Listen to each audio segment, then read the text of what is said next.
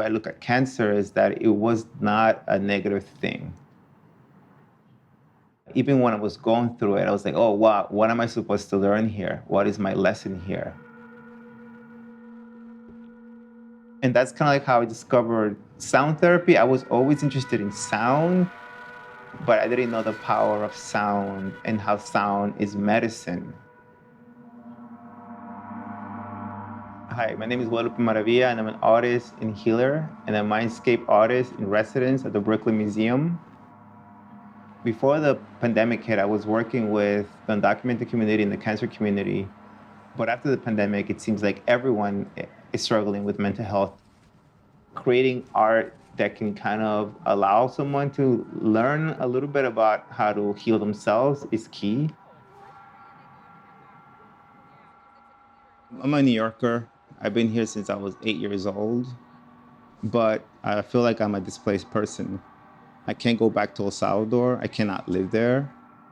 My entire family left during the Civil War. I don't really have anyone there. My connection is to those undocumented people that somehow make their way to New York City. They bring in their stories. With their stories, they bring their own traumas. And this is an opportunity for me to share all the knowledge that I picked up along the way. Currently, I'm working on a lot of sculptures that I call disease throwers. Someone can lay on it and receive kind of a vibrational therapy.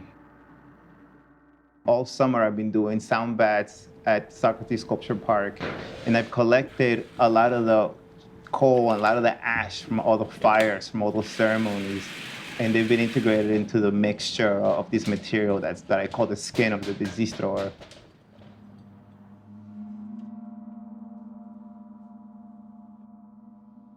I also want to have these objects from the Brooklyn Museum collection, which are these mind figurines of my descendants.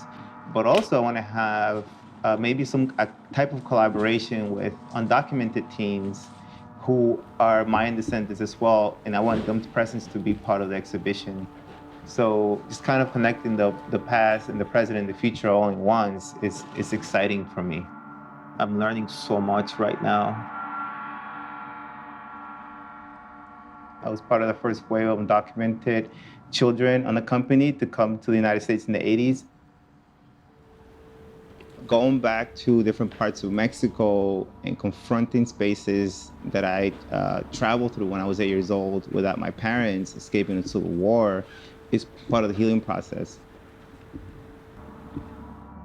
So I go back to Mexico and Central America and I collect objects from these spaces. Every object has energy. So it's really important for me to find objects that relate to the energy that I want the sculpture to have. Working with Mindscapes is exciting because I get to share the work that I'm doing with the world, basically.